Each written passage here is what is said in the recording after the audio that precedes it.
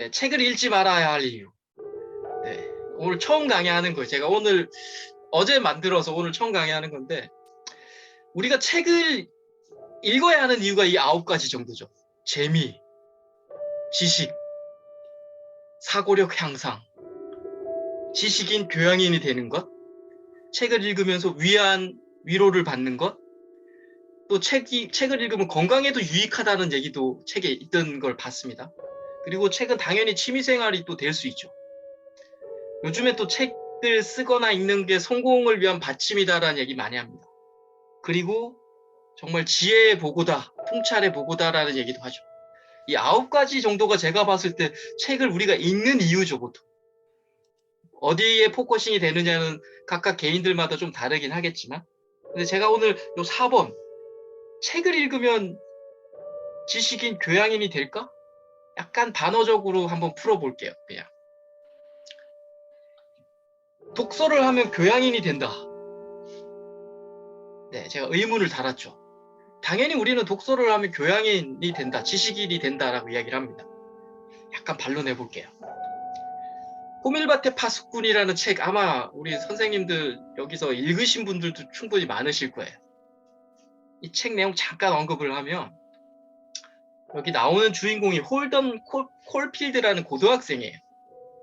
이 친구가 학교 성적이 좀 계속 떨어지고 해서 한 4번 정도를 퇴학을 당합니다. 근데 이 책 내용은 마지막 4번째 퇴학을 당하고 당시에 이게 1950년도 소설인데 학교에서 퇴학 통지를 집에다 붙여주면 지금처럼 우편 제도가 막 좋지 않아서 다음날 가는 게 아니야. 한 3, 4일 걸렸다요. 그 3, 4일 동안에 이 친구가 그 학교에서 나와서 기숙학교에서 나와서 그냥 약간 일탈을 그린 내용이에요. 딱 3일 정도의 기간 동안. 그 내용입니다. 그래서 이런 내용이 있죠. 백혈병으로 죽은 남동생 엘리.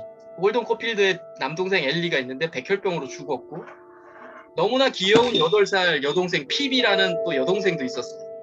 그래서 순수한 아이들이 호밀밭에 뛰어놀고 자신은 저 위에서 이렇게 지켜보다가 아이들이 어디 떨어지려면 이렇게 아이들을 호밀밭 안으로 집어넣는 그런 파수꾼이 되기를 원하는 아주 순수한 청년이라기보다도 고등학생이죠. 이 책의 대부분의 이런 내용입니다. 위선적인 어른들의 세계를 되게 혐오합니다. 이 홀든 코필드는. 거짓, 위선, 속물적인 삶 이런 거에 대해 엄청난 반감을 갖고 있는 친구예요.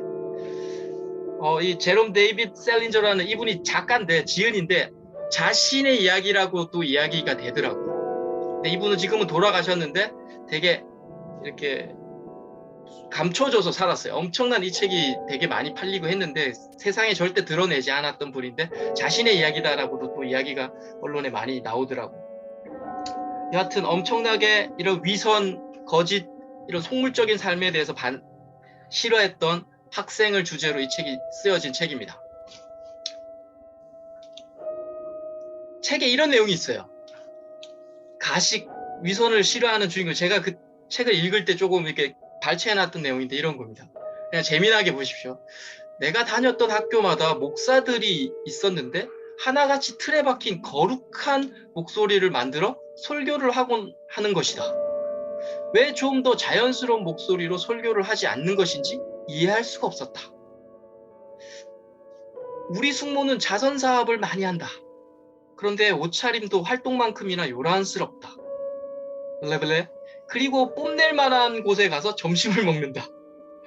이 친구가 봤을 때는 이런 자선사업을 하는 자기 숙모님은 이렇게 봉사활동 하는데 결국은 봉사 끝나면 오리고기 먹을까 갈비 먹을까를 멋진 곳을 고민한다는 건데 이 친구 입장에 고등학생 입장에서 그 위선으로 보였던 거죠. 저게 뭐야 라는 느낌. 자, 다음에 또 보면 자기 남동생 엘리의 그 장례식장을 묘사한 거예요. 묘지에 왔던 사람들은 정신없이 차가 있는 곳으로 달려간다. 장례식이 끝나고 라디오를 틀고 좋은 곳으로 저녁 식사를 하러들 갈 것이다. 엘리를 저렇게 내버려 두고 그 사실이 나로서는 도저히 견디기 힘들었다.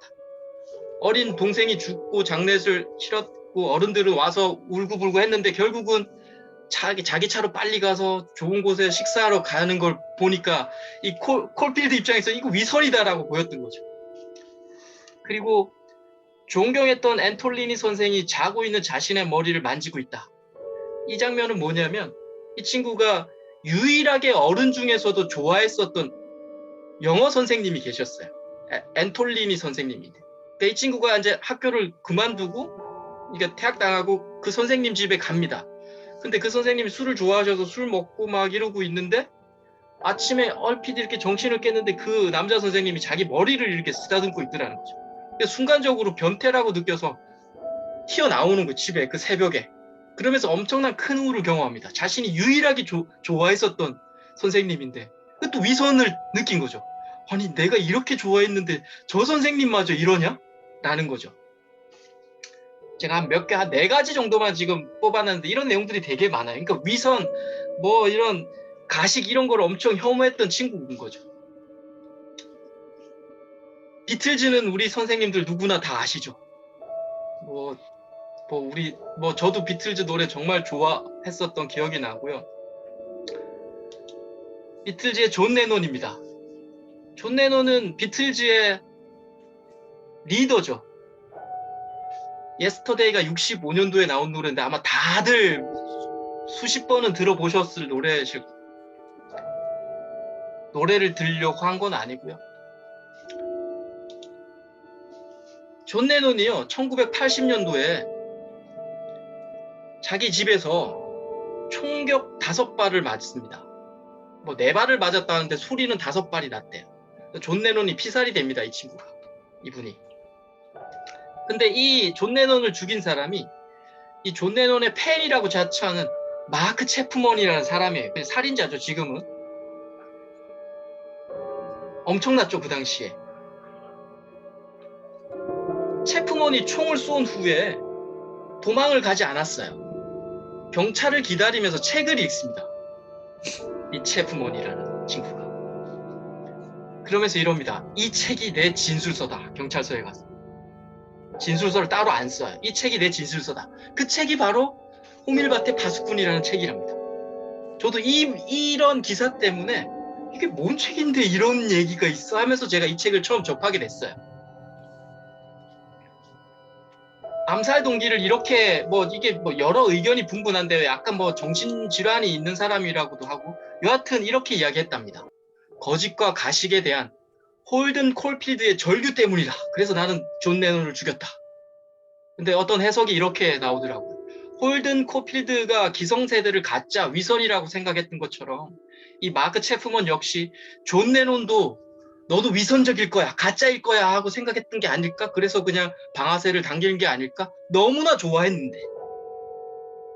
콜필드가 그려지죠. 너무나 좋아했던 앤톨리니 선생님한테 자기가 유일하게 믿었던 어른이신데 이렇게 머리 쓰다듬고 변태처럼 자기가 한번 당한 느낌.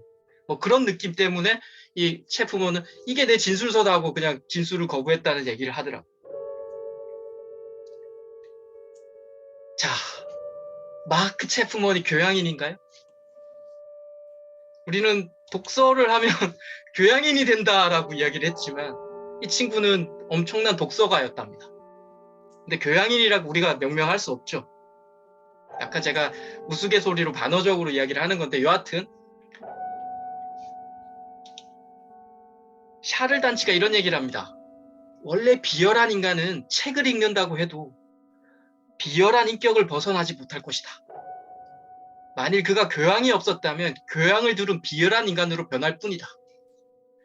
교양이 없는 사람이 책을 아무리 읽었다고 교양 있는 사람으로 변하는 게 아니라 그냥 교양을 두른 그럴듯한 교양을 표시하는 위선적인 사람으로 변할 뿐이다라고 약간 격하게 이야기하셨던 거죠. 자, 결론적으로 책을 읽는다고 반드시 교양인이 되는 건 아니다라는 걸 제가 그냥 재미삼아 조금 증명을 했고요. 근데 책을 읽으면 분명한 거는 지식인이나 전문가는 되죠. 그 분야에 명확하게 잘 알게 되고 전문화할 수 있지만 교양인은 조금 다른 개념이죠. 사회하고 잘 어울려야 되고 세상 사람들한테 좋은 긍정적인 이야기를 해줄 수 있는 사람이 교양인이죠, 보통. 네, 그래서 교양인은 안 되지만 우리는 지식인이나 전문가는 될 수 있다. 네, 그 얘기를 제가 잠깐 반론했고요.